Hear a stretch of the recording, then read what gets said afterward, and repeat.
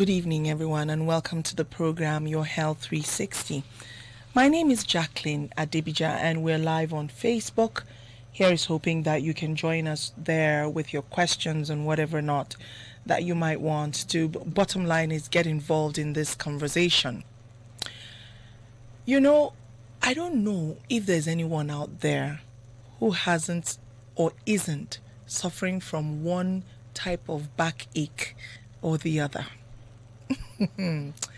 And I think this is why we have a proliferation of people who are, they carry, they call them kafada chemists because they carry whatever it is on their shoulders. And in Hausa, shoulder means kafada. And, they go up and down touting all sorts of miracle cures for backache. As a matter of fact, in some cases, backache has been linked to whether or not our men are able to be men. You understand what I mean? So today we'll be talking about different types of backaches, right? Different types of backaches and what they mean. And I'm glad that she's already here in the studio. We're talking Dr. Vanessa Gasmen Haruna. I had to add that Gasmen. Dr. Vanessa, it's great to have you with us once again. It's been a while. You're welcome. All right. So talking backaches, the different types and what they mean. Now I'm going to start with the most common, especially the one I've heard, all these itinerant chemists, people in cars with loudspeakers, they're always telling men, when you have backache, the lower back, at that point, you have to come is what they call jadi or geti, and come and take this and take that. If you eat this backache will go. So let's start with that because it's one of the most common that I know that people often complain about, especially men. Let's talk about that. The lower back pain and what it means when it's happening in a woman and what it means when it's happening in a man. Can we start with that? Okay. All right. Okay. Let me, by way of introduction, pain as defined by International Association of Study of Pain, is an unpleasant sensory or emotional experience that it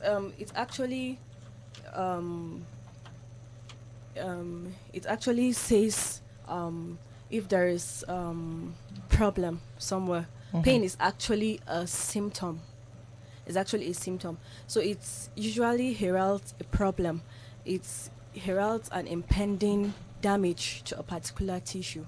Okay. So back pain, there are different things in the back, different structures in the back that can cause back pain. We have the muscles, we have the tendons, we have ligaments, we have nerves, and we have the vertebrae. Now the vertebrae, which is the backbone, is divided into segments. We have the cervical segment, we have the thoracic, we have the lumbar, and then we have the coccyx. So generally, where is that one? The coccyx? It's the lowermost Okay. part of the that one that looks spine. like the tail, like a small Yes, tail. the one that looks Okay. like a tail. Okay. So there are actually different causes of pain. So like the lower back pain you're talking about, it could be from a referred pain. So many conditions can cause this lower back pain. For instance, like in the males, if someone has prostate is enlarged, now because of that proximity, prostatitis, inflammation of the prostate. So because of the proximity of the gland to the back, that pain can be referred and can be felt at the lower back. Also in females, some infections, especially in the genitourinary system, like urinary tract infection, puerperal infections, all those infections, they can also refer to the back and cause lower back pain. So there are different things that can actually cause lower back pain. Sometimes trauma, abnormal posturing, we don't lift things the way we're supposed to be. Our postures usually can result to back pain. Yes. Okay, so is this why one would find that a lot of men, particularly, I'm particular about men these days, because almost everyone you come across, you hear, my back, and if you're of the mind and you ask questions, you'll find out that, it's usually the lower back. Are we now saying that all these men must have, it's either they lifted something in a wrong way, or they're having some enlargement in the prostate gland? Okay, actually, lower back pain is the most common form of pain we experience at the back. And there are different causes of pain actually at the back. We have the mechanical causes. It could be as a result of trauma, like I earlier said. It could be as a result of muscle sprain. It could cause pain. Then we have the neurogenic causes. So the neurogenic causes, it could be as a result of slipped disc. Now, in between the vertebra, that's the backbone, there are some disc in between that helps to cushion the effect of one bone moving over another. So that disc can actually slip and cause, in the spine, the vertebrae, there are holes by the side. The vertebrae actually, they have a spinal canal that houses the spinal cord, and from the sides there are nerves that sprout out from the spinal cord, which is called the nerve roots, and they move to supply different parts of our body. So if there is a slip disc, it causes compression of those. It can cause compression of those nerves. You understand? And mostly, if it occurs at the lower back, so they can have that lower back pain. Then, if you notice, usually the complaints in the males are in the older males. So with age, there is degeneration. So this disc can degenerate, and then the bones will be rubbing against each other. That will lead to formation of new bones called osteophytes, and that can also compress on those nerves, and it can actually cause that back pain there. We have the inflammatory causes, which can result from infections, like osteomyelitis, that's infection of bone by bacteria. Also, tuberculosis can affect our spine, and that can also result to pain. Oh, wow. Tuberculosis yes, we can actually affect the spine. Yes, we call it TB of the spine. Okay. So it can affect our spine, and it's also a cause of pain at the back. Oh, that's really eye-opening. So now you've differentiated them. We have the mechanical, you said. Yes. Then we have the ones that have to do with the nerves, the neuro something, yes, you said. neurogenic causes. Neurogenic. We have the non-mechanical causes, which could be the inflammatory. We could have the infectious causes, like I mentioned, osteomyelitis, TB of the spine. And we can have inflammatory causes, which is the one that we call ankylosing spondylitis. It's inflammation of the spine that will cause inflammation in the bones, and they will fuse and give abnormal posturing. So that abnormal posturing also can cause compression of the cord and those nerves, and it could also result to pain at the back. So in all of this, are there ways in which an individual who is suffering from backache could know what type, or how do you doctors know what type, since everybody just keeps saying I have backache, how do you doctors know the difference? Okay, actually,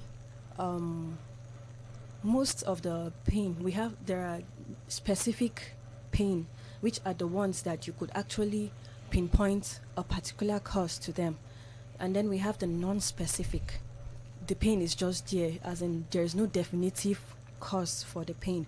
And the most common forms of the back pain we have are the non-specific type, and they make up to like 85 to 90% of the back pains we see. Then the specific ones that we could actually pinpoint a cause make up about 10 to 15%. And you know, back pain is a very, very common symptom. It's a very common reason why you find people coming to the hospital for orthopedic consultation or neurosurgery consultation. So, and majority of them are the non-specific type. But for, of course, for those that have a particular cause, there are symptoms, there are things that could probably suggest that the particular cause. Yeah. When you do your investigations. Yes, when the patient comes to the hospital and we take a detailed history about the type of pain, how it started, and then we do our physical examination. Actually, different back pains come with different presentation.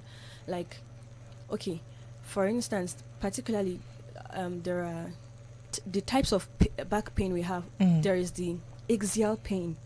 Now, this pain is the type of pain that is actually localized to a particular place. So, example, in the case of muscle sprain, so it could be localized. The person may just tell you, okay, this pain is just there. They could say maybe it's dull aching, it's sharp, you know, it comes and goes. But another thing with it is it's usually gets relieved by rest or by taking pain medication. Then we have pains that we call the referred pain. That means that pain is not really originating from the back itself, but it's originating from other organs that have proximity to the back. So it's like the pain is being referred from one organ. So example of such, you know, like in the case of infections in the kidney, like kidney stones, someone would be having pains in kidney, but he'll tell you he's feeling it at the back, at the lower area. Then there could be also other infections in the kidney, like the pyelonephritis, you know, urinary tract infections. Patient would be having lower abdominal pain. They'll tell you they have back aches. Then they could have other symptoms like fever, vomiting. They'll tell you, okay, if I want to ease myself, I feel this pain when there's burning sensation, you know, when, so at least it will help you to begin to tailor that, okay, it could possibly be from a referred pain to the back. Then you could have also lower back pain from abdominal aorta aneurysm. Abdominal aorta, you know, it helps to supply blood. It's an artery, isn't it? Yes. Okay, one of the huge ones. Yes, okay. That descends down to supply the abdominal structures and down to the feet. You know, it has branches that supply those areas. So in aneurysm, the wall of the artery becomes thin and it balloons out. So in such cases, it can present with pain at the lower back. But additional symptom, there is also pain in the abdomen, and you could notice a mass and that is pulsating, you know, through the tummy skin. You could feel it. So in such instance, by the time the patient describe the pain to you, okay, you'll know that, okay, this is a referred pain from this particular place, and it's an emergency, you know. So we also have the radicular pain. The radicular pain. Remember, I said in the back we have the spine, and we have those several bones I mentioned. The segments. Yes, the segments, and in between we have disc, and there are nerves that sprout out. So in the case whereby there is compression of any of these nerves at any point, maybe it could be as a result of slipped disc, like I mentioned. It could be as a result of maybe bulging of the disc. It could be as a result of spondylolisthesis. It simply means one bone will shift either forward or backwards, so it could compress the nerves. Then sometimes if the bones fracture, they could also cause compression. So by the time a particular nerve at a particular segment, it could be at the cervical, thoracic, lumbar, So if that occurs and the nerve is compressed, remember I said those nerves supply. Different parts of the body. Yes. So along the path that nerve supply, the pain will travel. So that's why it's called radicular pain. So if for instance a patient were to present themselves to you and complain of backache, since I had my baby, I've been having chronic backache and it's gotten to a point where I cannot hold it again, what would be your diagnosis, like probable diagnosis? What would be the cause of that backache? Okay, someone came and spoke about puerperal infections last week. Right. And she discussed something about that. Chronic pelvic pain. Pelvic inflammatory disease is one of the causes of chronic pelvic pain, and lower back pain is one of the symptom. So remember, she said there are some pains that are chronic. You just have to manage with it like that. So there is nothing that can actually be really done. So it's just to prescribe pain meds, because sometimes those pain is not like they actually limit someone from carrying out his daily activities, but it's just that sometimes it's discomforting. So you just have to make do with it and prescribe pain reliefs. Yes. So the would it be an infection, or like Actually, it's just the act of pushing? Because I'm actually the patient. I'm like I'm using myself as an example. Okay. That it's not exactly what you would say would cause you to not come to work, for instance, but it would still prevent me, for instance, it prevents me from it discourages me, let me use that word, from going to the gym, for instance, because Okay. I feel whenever I go to the gym, it's a whole new level of waist pain, back pain that I feel. And this has been an ongoing thing, I mean, since I had my kids. So does this mean that, is it the act of pushing that caused for that? Did I press on a nerve? What exactly could possibly have happened? Okay. There are actually risk factors for backache. One of the risk factors is weight. Sometimes your weight can put stress on your On back. the back. Yes, and it could actually cause backache.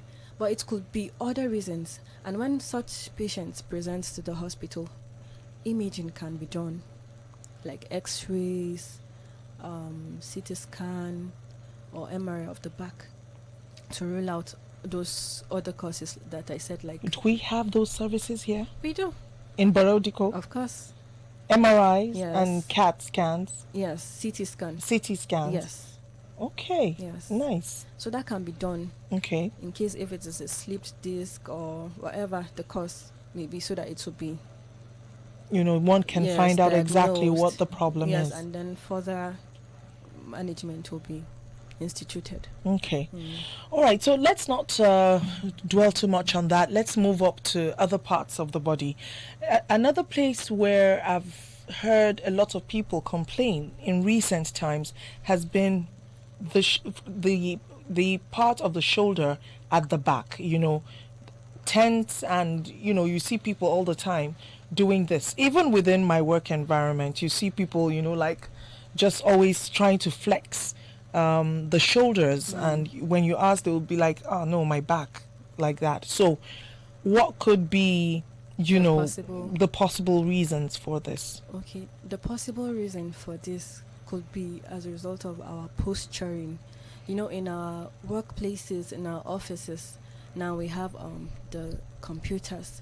Our posture, we bend, we type, and then sometimes the way we sit, there is actually a right position for you to sit. The chairs also in your office, at least your knees should be at the same level with your hips, and then you should sit upright. So all those abnormal posturing, bending down, bending your neck, they could cause those back aches. You're Dr. having. Vanessa, you mean we're supposed to sit with Ideally. ideally, Yes. with our knees on the same level as our Yes, hips? yes, ideally. Do you know that right now that would be the abnormal posture for a lot of us? Because as you can see, even right now, my hips are not exactly, Yes. aligned with my knees. So that's quite eye-opening there for us this evening. And then even at home, our phones, we're constantly pressing the phone, so all those things can cause those aches. But the good thing is those aches are not the kind of pains that can limit us from carrying out our day-to-day activities. And with rest, proper posturing, and pain reliefs, home remedies like all those warm compress, cold compress, massages, exercises that help to strengthen those muscles can help to improve these back aches. Can backache be fatal, or can backache cause the death of someone? Can it get to that point? Actually, there are some things that when you experience alongside these back aches, they herald serious problems. Okay. Like that abdominal aneurysm I mentioned, it comes with that backache. So when someone experiences such, it's good to rush to the hospital so that proper diagnosis, because if it's not diagnosed in time, that artery would keep ballooning, and with time it ruptures. One will bleed internally, and it could lead to death. Then some of these backaches, especially the lower backache, they could come with incontinence, like inability to control your poop, inability to control your urine. That's heralds a serious thing. So sometimes after someone is involved in road traffic accidents, they begin to experience lower back pain, and you find them not being able to even move, to walk. So it's actually a serious thing that one should consider going to the hospital for. Yes. Okay. Well, if you're just joining us this evening, we've been talking about different types of backaches and what they mean. We'll be talking some more right after this commercial time out. With us in the studio is Dr. Vanessa Haruna. And like I said, we are talking about backaches this evening. Stay with us. We'll be right back. Did I mention we're live on Facebook? So if you do try to get through and you cannot, or you're unable to, please just go drop a message or drop your questions, and then we'll take them as we go. Stay with us. We'll be right back. All right, welcome back from that commercial timeout. Still on the program, Your Health 360. And yes, we're still talking about backaches, the different types and what they mean. I know there's been a lot of big English thrown around, but bottom line is, there are some that require very, very urgent attention, and some others that we just have to learn to live with. Now, before we open up the phone lines, I see already Isaac Lan already has sent a message.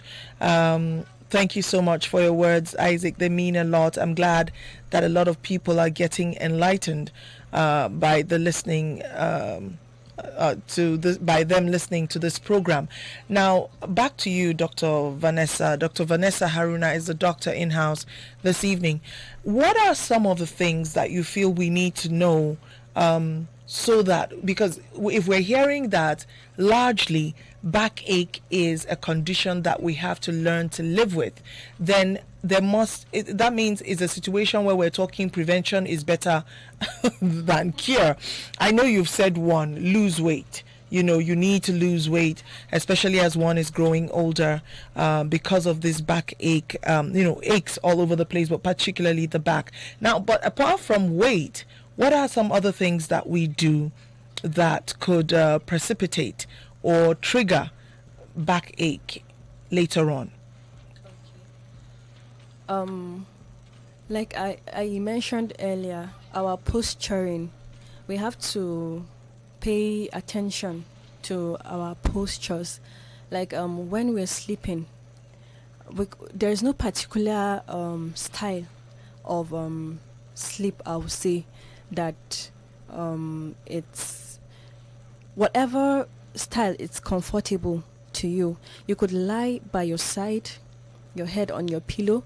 Any space you notice between your body and the bed, you could actually fill it up with a soft a pillow. Yes. Yes. So you could lie down by sideways, put your pillow to support your waist, because when you lie down sideways, you know your waist, there's this some space. Yes, some well, space. for some people. Yes. Some of us don't have space between the bed and ourselves.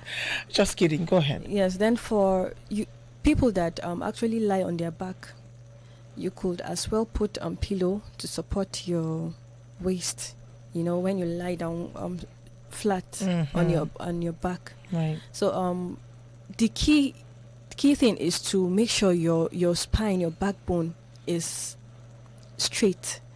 If you're sitting down, you should make sure your back is upright. You know, if you have to work, like those that work in offices, I don't know how feasible that is going to be, but as much as you can, avoid always bending your neck. You know, if you want to pick something, ensure that they are at close range to you. All those abnormal stretching to pick up something, you know. Then those that carry things on their back, it also contributes to backache. Carrying things on the back, and this is a very, very African thing, and this is where I ask the question about our kids, Dr. Vanessa. Yes. Many of them use knapsacks. Those knapsacks, heavy laden. You have a lot of books in those knapsacks. Is this healthy for our kids? Actually, The way you said, those things will actually add stress to the back, and it also can contribute to backaches later in life. You know, when you carry heavy things at the back, you stress your back, and you, at long run, you could have the risk factor of developing sleep disc, because those things you carry, those heavy things, actually make you to, you know, bend your back, and it gives you that abnormal posture, and that could predispose to you having backaches. Funny enough, I was just talking about this, that maybe it's time for us to start to look at trolley suitcases for our students, especially the ones in secondary school. Maybe this would be the time, because many of them carry those bags, and I don't know what the future is going to look like with almost everyone, carrying those bags. Let's quickly talk about mothers, new mothers especially, who carry their babies in front of them. In front, behind, which one which one exacerbates or contributes to back pain? I would say carrying the babies at the back, to me, it's preferable, because when you carry them in the front, there's this stress also. It's a pull forward. Yes, a pull forward, and that's predisposed to abnormal posturing. And abnormal posturing, as we all know, it's also one of the common cause of these backaches. So carrying them at the back is preferable. It's preferable. Wow. And here we were thinking, we call them kangaroos, and for a lot of people became a fad. We got them from developed nations, and a lot of people don't even carry their children behind them anymore, the way we grew up seeing our mothers do it. Many of them, prefer to carry the baby in front. And so this is eye-opening. Let's open up the phone lines. Let's have you talk to Dr. Vanessa before we have to go this evening. For those who are regular listeners, I know you have the numbers offhand already. But for those who do not know the number, here it is, or the numbers.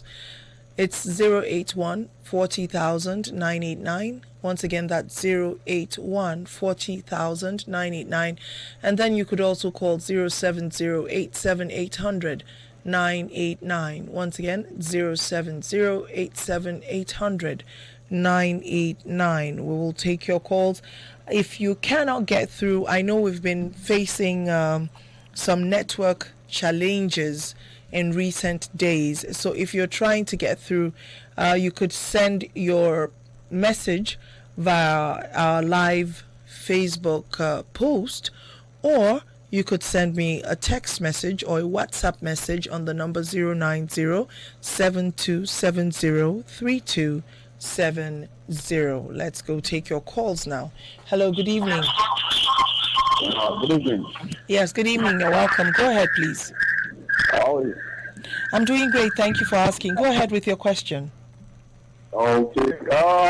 I have been listening to your program. Quite interesting. Thank you. But I think there's something the doctor in the house is not telling you. Okay. And what's that? Yeah, because most times you see women after delivery they complain of back pain. There is this injection they give to women in labor to fasten the labor so that the birth the child quickly, you know. So that injection has a side effect. Okay. I think the doctor should explain more on that. Okay, are you talking about the injection that deadens pain from the waist Yeah, down? that they give at the back of That is injected into the spinal. During labor. Okay, okay. All right. Yes, you should explain more on that because it causes long-time back pain. Okay. All right. Yes, so women should insist on natural delivery instead of taking that injection. Well, my brother, it's easier said than done, especially when you don't even know where to hold when the pain strikes you.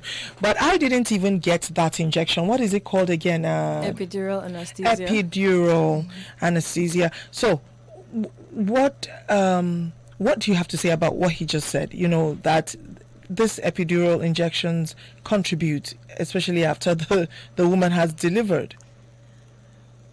Of course, epidural injection, you're introducing something, a needle, to give that injection.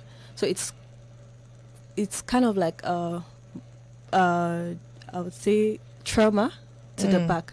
So of course it could actually cause pain. Remember, you're going through muscles, you're going through those ligaments, and so it could actually cause back pain for, of course, some time, you know, and then maybe possibly, who knows, if an infection is, maybe asepsis is not properly observed, you know, you could introduce any infection to the space, and it could cause inflammation, which could result to back pain there.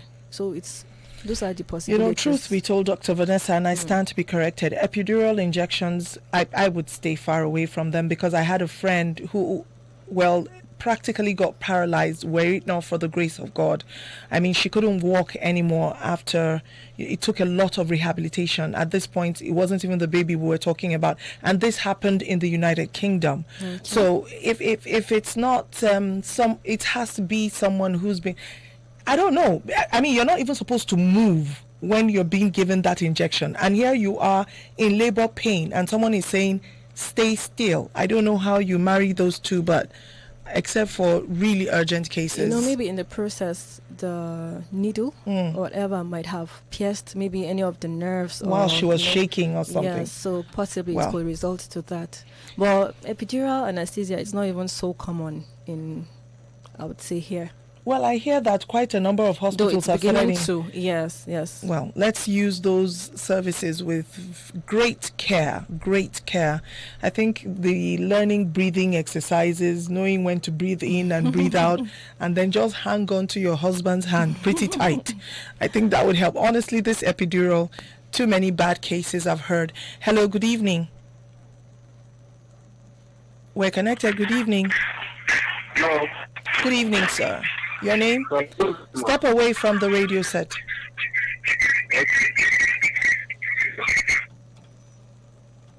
Are you away from your radio set? Yes. Okay, go ahead. Yeah. One problem is from my leg, my kneecap. So being destroyed, and the wiring work for me, but I cannot even to bend the leg, but I don't know whether the leg, the problem is going to sort out, like the hospital can sort out, whether the leg will bend down. I don't know how the situation will be, whether the leg will stand like that and heal. What happened? Did the leg break? What happened? It's accident. Did the kneecap are being destroyed, but then did the wiring work.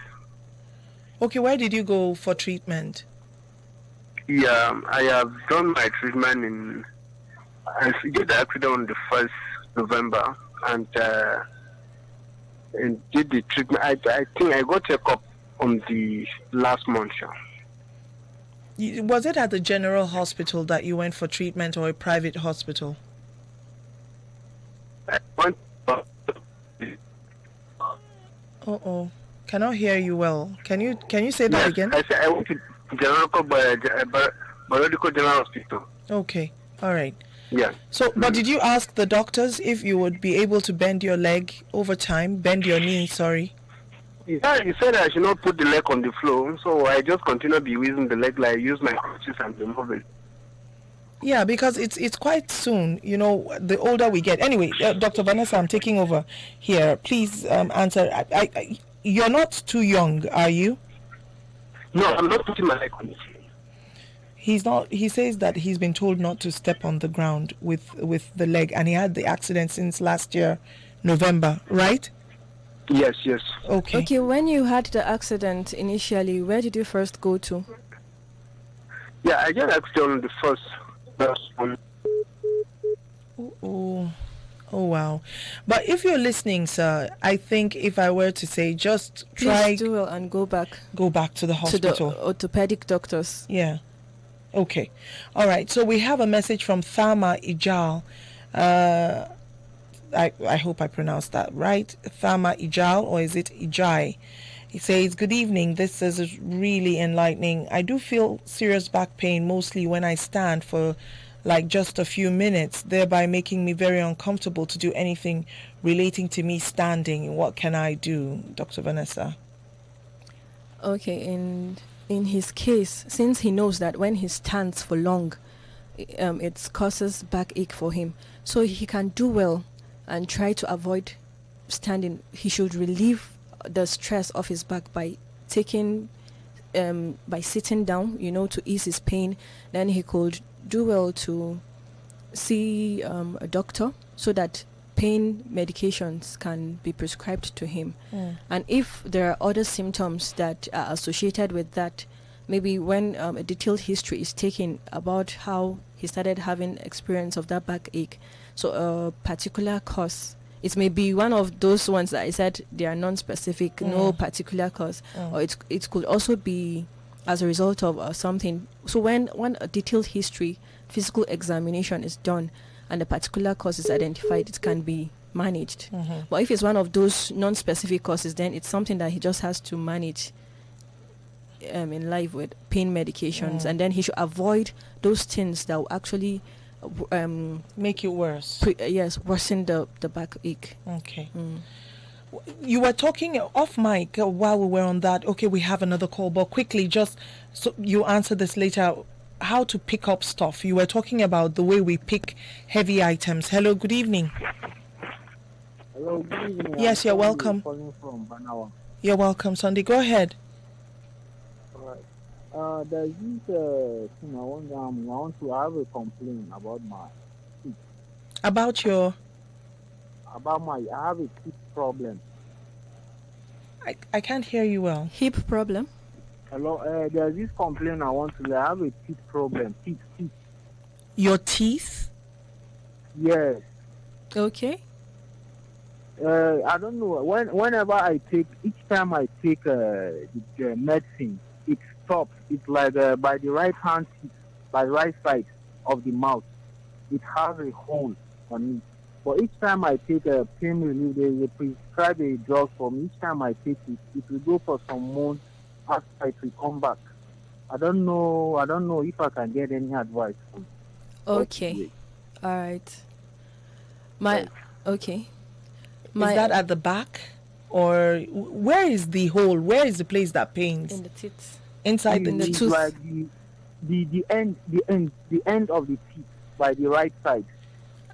That place where we call the wisdom molar area is covered with skin, right? And he's gone. Okay, doctor. No, I think it's started as maybe a dental caries, Okay. which was not taken care of, and it's continued to eat up, and there's a hole. So I will advise him to do well to go and see a dentist. You know, sometimes if nothing is done, maybe the tooth can be removed. It will actually give him a relief. If not, if that tooth is not removed, he will continue experiencing this pain, and when he takes medications to relieve, so it's better he goes to see a dentist so that it will be examined properly, and if it's something that the tooth needs to be taken off, it will be done. Okay, so let's come back to topic quickly. We have just about 1 minute plus. The way we carry things. Okay. Does this apply to both men and women? Yes. Okay. All right. So if you have to lift something from the ground, it's advisable you squat. Don't just stand and then those awkward bend at the waist. Yes. So you squat, you pick it up, and it's advisable to hold it as to the body. Yes, rather than maybe putting it on the shoulders like the baggy people do, or on the head. All those actually add to the stress to the back and predispose to one having back aches. Well, we need to really thank you for coming to open up our eyes to some of these things. I mean, who would have thought that what we thought was fashion, carrying our babies in front of us in those, bags that we love to call kangaroos. I mean, that's what I know it to be called, kangaroo, would be something that a lot of women would do well to use with caution, because at the end of the day, like the Hausa people say, akwana atashi. I mean, like years after that child is married and has his own children, you might start to pay for, carrying that child in front instead of behind. I think there was some sense in our parents carrying it behind. Well, thank you so much, Dr. Vanessa Gyasmen Haruna. Gyasmen anyway means Gyasmen, peace of mind. Peace of mind. Well, thank you so much, Dr. Vanessa. It was a pleasure having you with us. My pleasure too. Until next week, when we hope to come your way again with your Health 360, here's hoping that the information you got today about backaches helped you some. Bottom line is, we should first go see the doctors before we start to self-medicate, because if there's anything we've learned today, backache is not something you want to take medicine for on your own. Let the doctors prescribe, because it's medicine you'll be taking for a long time, and there are some of those over-the-counter medicines that you shouldn't take like that for a long time, or else other organs in the body will suffer for it. So please, let's not self-medicate. Let's go see the doctor. Until next Friday, remain in victorious health.